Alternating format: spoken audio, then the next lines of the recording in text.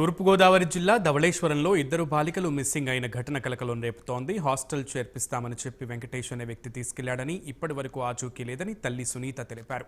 తన పిల్లలు మిస్ అయ్యారని గత నెల 30న పోలీసులకు ఫిర్యాదు చేశానని తెలిపారు. కేసు నమోదు చేసుకున్న పోలీసులు 4 బృందాలుగా ఏర్పడి దర్యాప్తు చేశారు.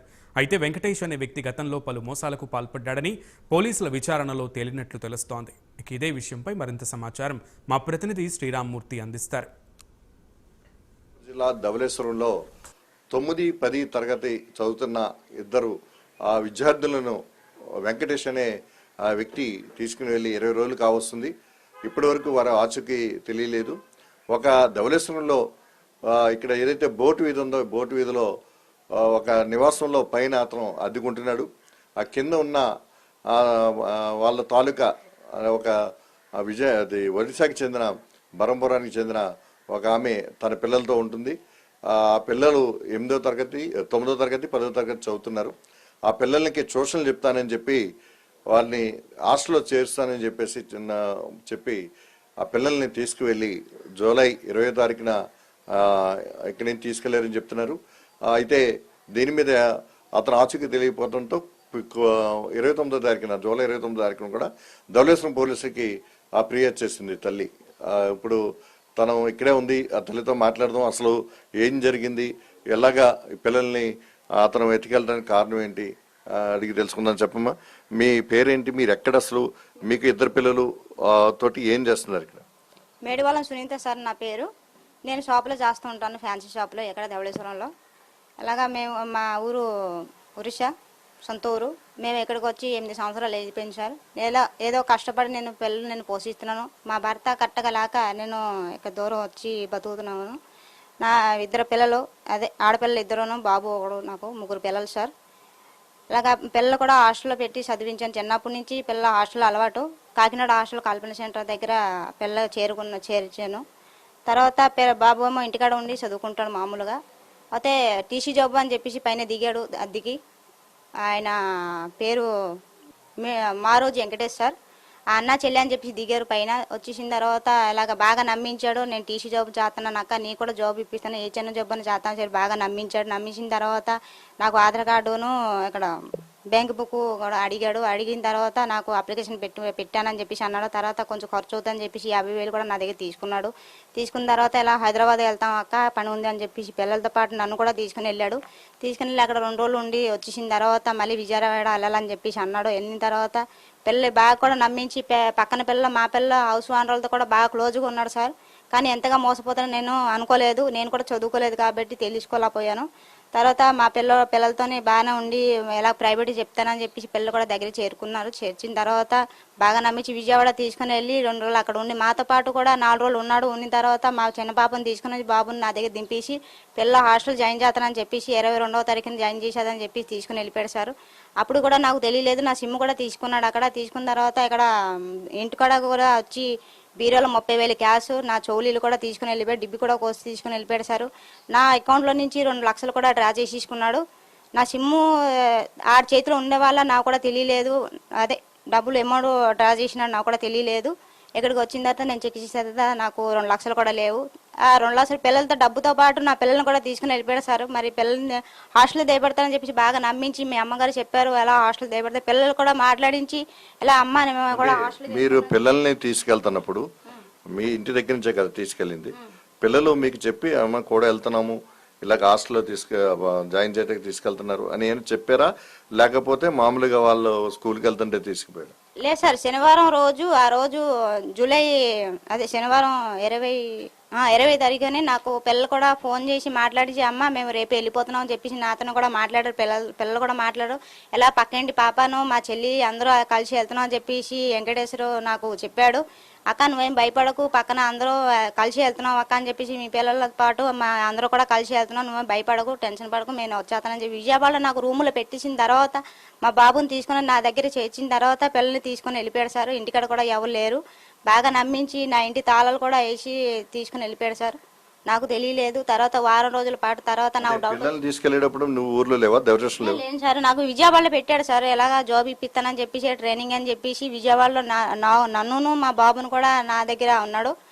ఎలాగా ఇంటికాడ ఎవరు లేరు, వచ్చి ఎలాగా మీ అమ్మగారు చెప్పారు, ఇప్పటికే లేట్ అయిపోయింది, నెల 15 రోజులు అయిపోయింది, మీ అమ్మ దేబెట్టిమని చెప్పేసి పిల్లలు కూడా చెప్పారు. చెప్పేసిన తర్వాత పిల్లలు కూడా మాట్లాడారు, అన్నయ్య దేబెట్టేస్తాను అంటున్నారమ్మా, మేము వెళ్తున్నాం హాస్టల్ కూడా. శనివారంతో నాతో మాట్లాడిసిన తర్వాత ఆదివారం దేబెట్టదని చెప్పి ఆదివారం కూడా దేబెట్టలేదు.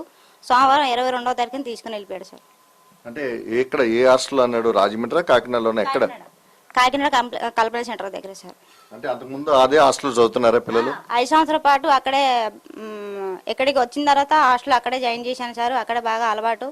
5 సంవత్సరాల పాటు అక్కడే చదువుకుంటున్నారు పిల్లలు. అది ఫ్రీ హాస్టలా లేకపోతే ఏంటి? గవర్నమెంట్దే సార్, వికలాంగ హాస్టల్.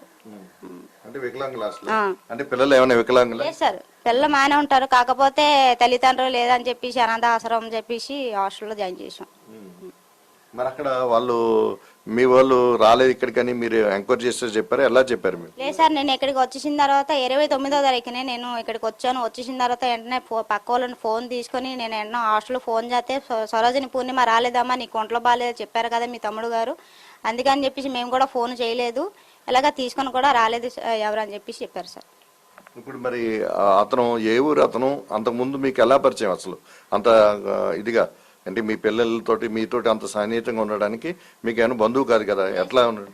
అంటే బాగా నమ్మించాడు, అలా విజయనగరం అని చెప్పేసి అక్క అక్క అని చెప్పేసి పక్క వాళ్ళు మాతో కాదు, మా హౌస్ ఓనర్లతో కూడా, మా పక్కన ఉన్న పిల్లలతో కూడా బాగా క్లోజ్గా ఉన్నాడు. పక్కన మామగారు అని చెప్పేసి వాళ్ళ ఇంటికి కూడా వెళ్ళి కూడా చేసేవాడు. పక్క వాళ్ళ పిల్లలు కూడా బాగా క్లోజ్గా, మాతో కూడా అంతా బాగా క్లోజ్గా ఉన్నాడు సార్. అంతగా నమ్మించాడు అన్నమాట. అది సార్ జరిగింది. అంటే ఇప్పుడు అతను ఒక అమ్మాయితో వచ్చాడు అన్నారు, అంటే ఆవిడ భార్యనా లేకపోతే ఎవరు? లేదు సార్, చెల్లి అని చెప్పేసి నా సిస్టర్ అని చెప్పేసి దిగాడు సార్. అన్న చెల్లి అని చెప్పేసి దిగాడు. ఇక్కడ 4 సంవత్సరాలు మాకు ట్రాన్స్ఫర్ అయ్యింది, అలా టీసీ జాబ్ అని చెప్పేసి చెప్పాడు. మరి అంతకు ముందు కూడా పెళ్లి అయిందని చెప్పేసి పోలీసులు ఎంక్వైరీ తెలిసిందంటే మీకేం తెలిసిందా? లేదు సార్, మాకు అయితే చెప్పలేదు, పెళ్లి అయింది గట్ట అని చెప్పేసి చెప్పలేదు. మరి పెళ్లి చేసుకోవాలని చేసుకుంటాను తర్వాత అని చెప్పేసి చెప్పాడు సార్. అది సార్. మరి ఆ అమ్మాయి ఏమైంది? చెల్లి అని తీసుకొచ్చి అమ్మాయిని తీసుకుని వచ్చాడు, కానీ ఇప్పుడు దాకా మాకు తెలియదు. పోలీసులు వెళ్ళి ఎంక్వైరీ చేస్తే ఇలాగా అమ్మాయిని కూడా బెదిరించి జాబ్ ఇప్పిస్తానని చెప్పేసి తీసుకుని వచ్చేసాడని చెప్పేసి చెప్పారు. ఇప్పుడు మరి నిన్న మీరు నిన్న పిఠాపురం వెళ్ళారు, ఏం చెప్పారు? ఎవరికి చెప్పమని చెప్పారు? ఆయన పేరు గుర్తు రావట్లేదు. వరం గారు అక్కడ మీటింగ్ జరుగుతుండే, మేము అసలు పవన్ కళ్యాణ్ అన్న దగ్గరికి చేరుకుంటామని చెప్పేసి మేము మా మాయ గారు వచ్చి, మా మాయది ఇక్కడ పడిసేమ ఆయన వచ్చి తీసుకుని వెళ్ళాడు. నాకైతే తెలీదు, కంప్లైంట్ పెట్టాను కానీ 15 రోజులు అయిపోయింది, ఎవరు సరిగా సేకరించట్లేదు అని చెప్పేసి అలా మా మాయతో మాట్లాడితే నేను తీసుకుని వెళ్తానని చెప్పి పిఠాపురం తీసుకుని వెళ్ళాడు. కాకపోతే మేము పిఠాపురం వెళ్ళేది మేము పవన్ కళ్యాణ్ అన్న దగ్గరికి వెళ్దామని చెప్పేసి వెళ్ళాం. వెళ్ళిన తర్వాత అక్కడ వరమ్మ గారు మీటింగ్ జరుగుతుంటే అలాగా చెప్పాం సార్కి. చెప్తే సరే అమ్మా అని చెప్పేసి పొలిటీషియన్ ఫోన్ చేశారు. ఫోన్ చేసిన తర్వాత అలా చెప్పారన్నమాట. ఇప్పుడు అంటే మీకు 3 నెలల పరిచయం, 4 నెలల పరిచయం, ఈ పరిచయంలో అతను ఎక్కడికి తీసుకెళ్లి ఉంటాడు, ఎలాగా ఉంటుందని మీరు అనుమానిస్తున్నారు? పోలీసులకి ఏమైనా ఇన్ఫర్మేషన్ సమాచారం చెప్పారా మీరు? పోలీసు అయితే చెప్పారు, అమ్మ నీకైతే ఏం భయం లేదు, ఎలా నమ్మించి అందరూ తీసుకుని వెళ్ళిపోయి బెదిరించి అలా తీసుకుని వెళ్ళి అన్న చెల్లి అని చెప్పి దిగడం తప్ప పిల్లలకైతే ఏం చేయడం అని చెప్పేసి మేము నమ్ముతున్నాం. కాకపోతే నీ పిల్లలు క్షేమంగా తీసుకుని వద్దామని చెప్పేసి మేము కూడా కోరుకుంటున్నాం, మేము కూడా ఎత్తుకుతున్నాం అని చెప్పేసి పోలీసులు చెప్పారు సార్. ఇప్పుడు అతను విజయనగరంలో వాళ్ళ ఇంటికాడ గురించి ఏమైనా ఎంక్వైరీ చేశారా? ఏమన్నా ఇంటికి వెళ్తే తల్లిదండ్రులు ఉన్నారు, తల్లిదండ్రులు ఉన్న తర్వాత వాళ్ళ ఊళ్ళోని కూడా ఎతుకుతున్నారంట, కొట్టి చంపేద్దామని చెప్పి చూస్తున్నారు. అవి మాకు తెలియదు. తర్వాత ఈ అమ్మాయి కూడా ఇంటికి చేరుకుందంట. 29వ తారీఖున ఈ అమ్మాయి కూడా వెళ్ళిపోయింది వాళ్ళ ఇంటికి కూడా వెళ్ళి ఎంక్వైరీ చేశారు. అమ్మాయి అంటే చెల్లేనా లేకపోతే ఎవరైనా తీసుకుని వచ్చాడు? ఎట్లా తీసుకుని వచ్చేసాడు సార్. ఆ అమ్మాయిని కూడా ఎలాగా ట్యూషన్ చెప్తాను, మాకు కూడా అలాగే చెప్పాడు, అలాగే ట్యూషన్ చెప్తానని చెప్పి బెదిరించి తీసుకుని. అమ్మాయికి 18 ఉండొచ్చు సార్. లేదు సార్. ఇప్పుడు మరి మీరు ఏంటి పవన్ కళ్యాణ్ గారు కావచ్చు లేదా ఇది కావచ్చు, ఏమి రిక్వెస్ట్ చేస్తున్నారు మీరు? మేమైతే నేను ఒకటే కోరుకున్నా సార్, నా డబ్బు పోయిన 3 లక్షలతో దగ్గర 3 లక్షలు తీసుకుని వెళ్ళిపోయాడు, కానీ నా డబ్బు కోసం నేను ఆశించట్లేదు సార్. నా పిల్ల ఎలాగైతే ఇంటికాడి నుంచి నమ్మి వెళ్ళాడో మా పిల్ల ఎలా చేరుకోవాలని నేను కోరుకున్నా సార్. నా పిల్ల కోసమే నేను కోరుకున్నా సార్. ఇది ఇక్కడ 2 పిల్లలు మాయమైన పరిస్థితి, అంటే కిడ్నాప్ గురైన పరిస్థితి నేపథ్యంలో ఈ తల్లి కోరుకుంటుంది ఆ క్షేమంగా తమ పిల్లల్ని అప్పగించాలని చెప్పి కోరుకుంటుంది. ధవళేశ్వరం పోలీసులు కేసు నమోదు కాగానే ఒక 4 టీంలు కూడా వేసి మేము దర్యాప్తు చేస్తున్నామని చెప్పేసి ఇక్కడ డిఎస్పీ ఎంకే ప్రసాద్ కూడా చెప్పిన పరిస్థితి ఉంది. అయితే అతను సెల్ ఫోన్ వాడట్లేదు, మారుస్తూ ఉంటున్నాడని చెప్పి కూడా గమనించారు. అయితే పిల్లల్ని తీసుకెళ్లిపోతున్న దృశ్యాలు అయితే రాజమండ్రి రైల్వే స్టేషన్లో ఒక సీసీ ఫుటేజ్ కూడా పోలీసులకి లభ్యమైనట్టు తెలుస్తుంది. అయితే ఇతను గతంలో చూసినట్లయితే ఇదే విధంగా కొంతమంది అమ్మాయిల్ని మోసం చేస్తున్నట్టుగా కూడా పోలీసుల ప్రాథమిక విచారణలో తెలిసింది. తన విజయనగరం నుంచి కూడా ఒక 18 ఏళ్ల వయసున్న అమ్మాయిని ఇక్కడికి తీసుకొచ్చి ధవళేశ్వరంలో కొన్నాళ్ళ పాటు ఇదే ఇంట్లో ఉండి ఆ వీరందరితో కూడా వీళ్ళు ఒక ఫ్యామిలీ మెంబర్గా కలిసిపోయినట్టుగా వ్యవహరించి